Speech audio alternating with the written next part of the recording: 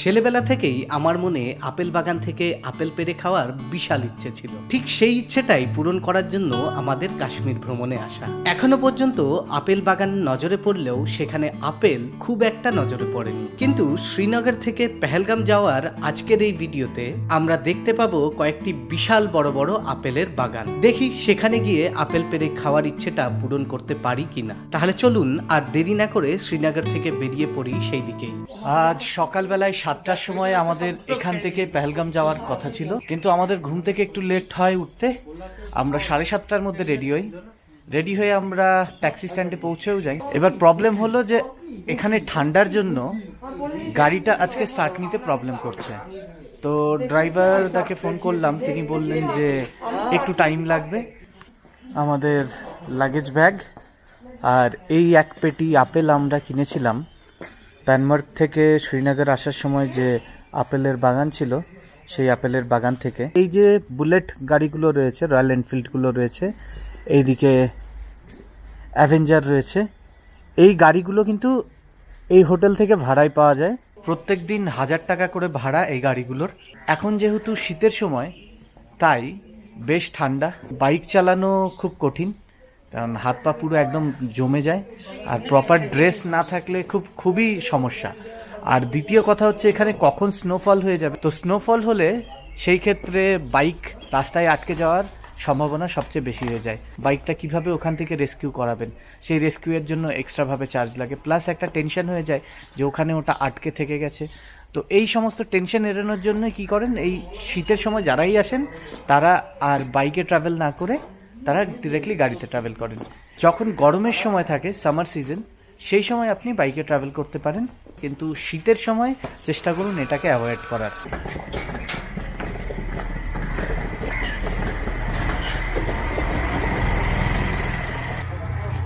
আমাদের লাগেজ এটার উপরে ভরে নিয়েছি আমরা, এবার গাড়িতে ওঠা হচ্ছে।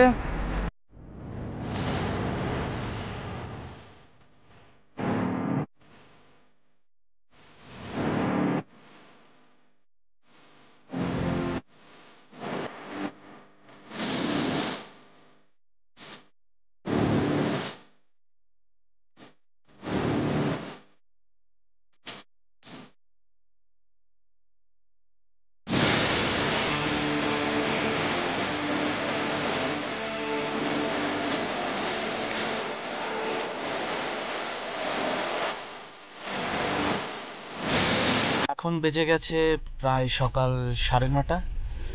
আমাদের খিদেও পেয়েছে যথেষ্ট, কারণ আমরা উঠেছিলাম বেশ সকাল সকাল।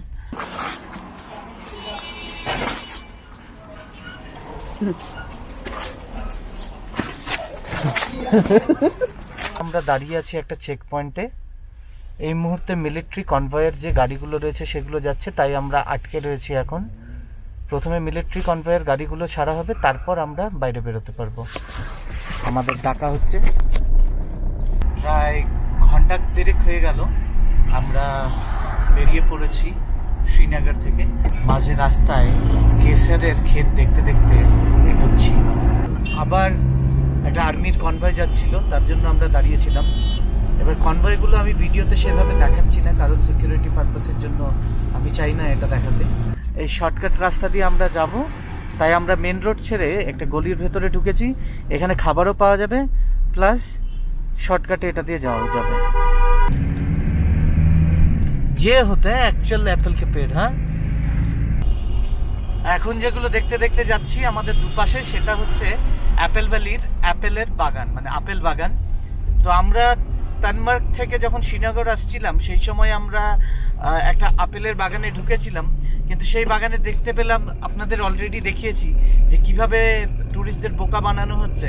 গাছের মধ্যে জাস্ট একটা যে আপেলগুলো অরিজিনাল না সেই আপেলগুলো সেইভাবে লাগিয়ে দিয়ে সেট করে তারপর বলা হচ্ছে এটা আপেলের বাগান, আর সেই আপেলের বাগানে আপনার কাছে ঢোকার জন্য টাকাও নেওয়া হচ্ছে।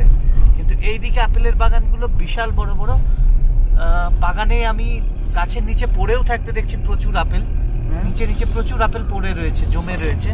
তো আমরা দেখবো এখন গিয়ে আপেল বাগানে একটু ঢুকে 10-15 মিনিট একটু ঘুরে দেখবো আপেল বাগানে। আমরা এসে থামলাম অ্যাপেল ভ্যালিতে। এখানে আমরা খাওয়া দাওয়া করব। এই পেছনের যে রেস্টুরেন্টগুলো দেখছেন ওইগুলোতেই আমরা খাওয়া দাওয়া করব। এছাড়া এই সামনের দিকে দেখুন, সামনের দিকেই রয়েছে আপেলের বাগান পুরো। এখানে এই দিকেও দেখুন, ডান দিকেও রয়েছে এই যে আপেলের গাছ, কিন্তু এখানেও ঠিক একই দেখাচ্ছে। রাস্তার ধারের গাছগুলোতে আপেলগুলো জাস্ট গাছের ডালের মধ্যে গোজা রয়েছে, এগুলো আসল না। আসল আপেলগুলো দেখতে হলে বাগানের ভেতরে ঢুকতে হবে।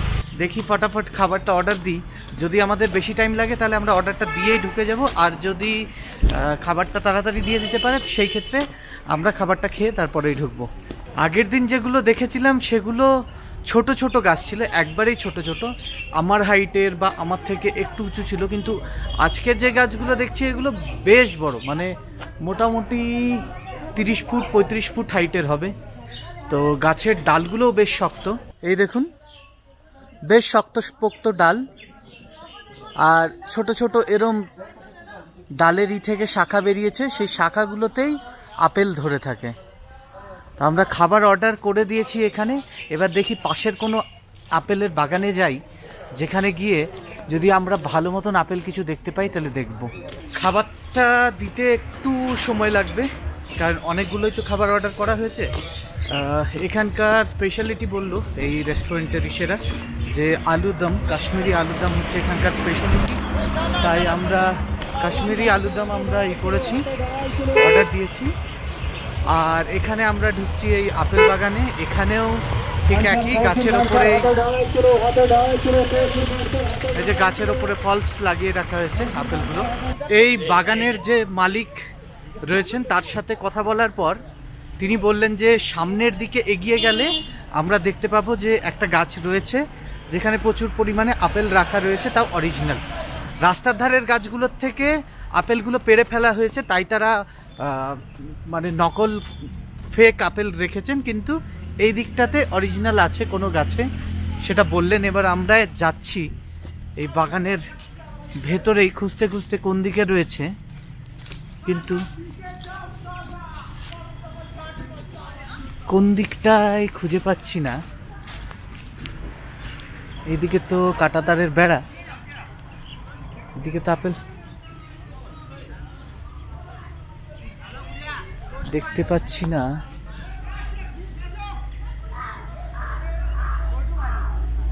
এই দেখুন এখানে দেখা যাচ্ছে একটা গাছে, এই যে ওপরে দেখুন এই গাছটাতে প্রচুর আপেল রয়েছে, লাল টকটকে আপেল। এখানেও দেখুন কয়েকটা রয়েছে। তমালিকাকে দেখানো হয়নি, ও তো ওইদিকে খেতে বসেছে, ওকে এনে দেখাতে হবে, তাই ওকে একটু ডেকে নিয়ে আসি, তারপর এই দিকটায় আবার দেখাবো।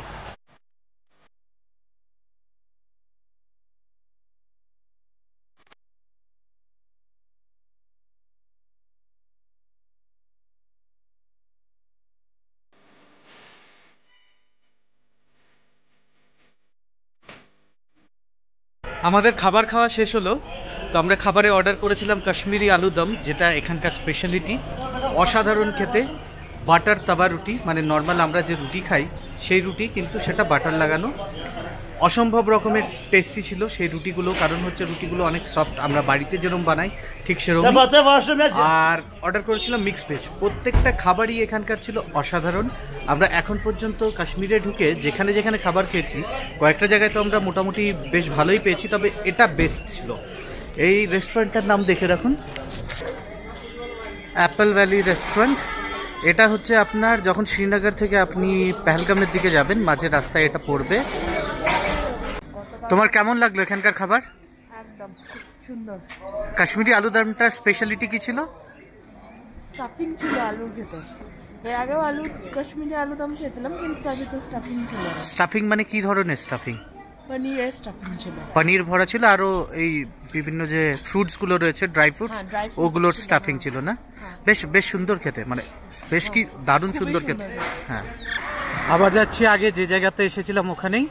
আপেলের জুস কেনা হয়েছে, আপেলের জুস খাওয়ার জন্য ওরা নিয়েছে।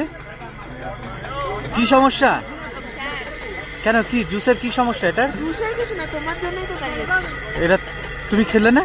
খাবো তো তুমি খাও কই আমারটা কই? তোমার আমরা দুই গ্লাস আচ্ছা, এই মেশিনটাতেই জুস বানানো হয় আপেল দিয়ে দিয়ে। আর এই যে দেখুন, জুসও বিক্রি হয়, আপেলের জ্যাম বিক্রি হয়, আপেলের চাটনি বিক্রি হয়, আপেল সিরকা বা সাইডার ভিনিগার যেটা বলা হয় সেটাও বিক্রি হয়। এই যে এই ফলগুলো ডিরেক্টলি বাগান থেকে, একদম ফ্রেশ। কিন্তু এই দেখুন, দু চারটে জায়গায় সমস্যা থাকবে। সব এগুলো আপেল গাছ, আপেল গাছের মধ্যে প্রচুর আপেল ধরে রয়েছে। দেখুন লাল লাল রঙের আপেল। অনেকেই এখানে এসে ছবি তুলছেন।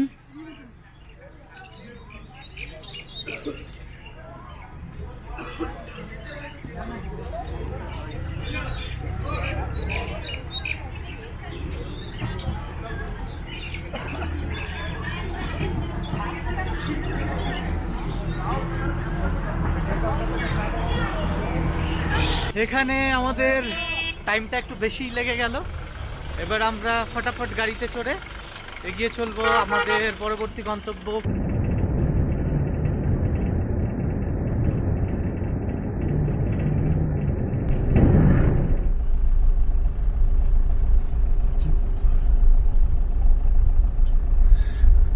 আমরা এগিয়ে যাচ্ছি পার্কিং এর দিকে।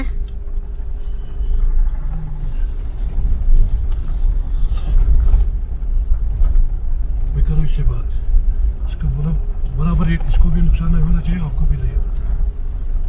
এদিকে দেখুন প্রচুর যে টুরিস্ট গাড়িগুলো রয়েছে সেগুলি এসেছে, প্রচুর টুরিস্ট গাড়ি। আমরা যে দিকটা যাচ্ছি এই দিকে বয়ে চলেছে একটা নদী। দারুণ দেখাচ্ছে নদীটা।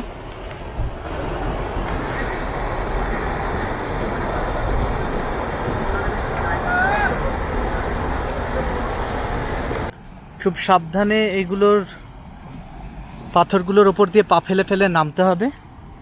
আর এই ব্রিজের নিচে যে জলের স্রোতটা আসছে, আমরা ওই দিকটাই যাচ্ছি।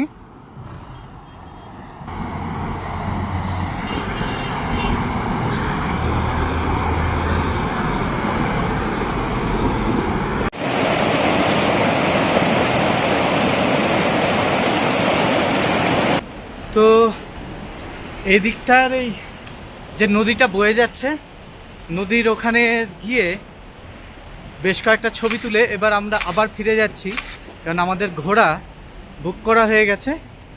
এবার সেই ঘোড়াতে চড়েই আমরা রওনা দেব বাইসারেনের দিকে।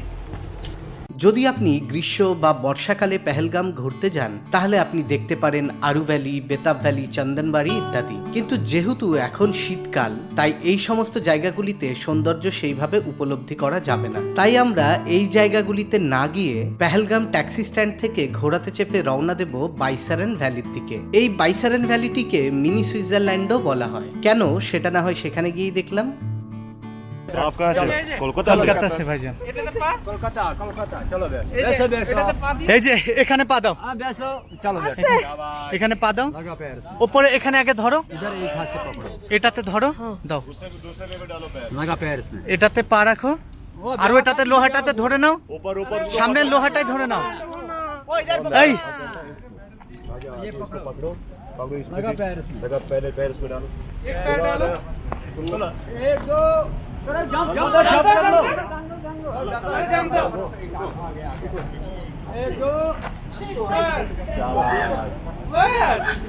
কিচ্ছু হবে না, ফেলবে না। ঘোড়ায় চড়ে বাইসারেন ভ্যালি যাওয়ার সময় একটা কথা মনে রাখবেন, পথ কিন্তু অত্যন্ত বিপদসংকুল। তাই ঘোড়া থেকে পড়ে যাওয়ার বা ঘোড়ার আপনাকে ফেলে দেওয়ার মতন ঘটনা প্রচুর শুনতে পাবেন। আমাদের দলের দুজন ঘোড়া থেকে পড়ে গিয়েছিলেন। আমাদের পরবর্তী ভিডিওতে সেই বিপদসংকুল রাস্তা আর ঘোড়া থেকে পড়ে যাওয়ার ঘটনা আমরা তুলে ধরেছি। তাই আপনাদের কাছে অনুরোধ, বাইসারেন ভ্যালি ভ্রমণ করার কথা ভেবে থাকলে অবশ্যই সেই ভিডিওটি দেখে নিন।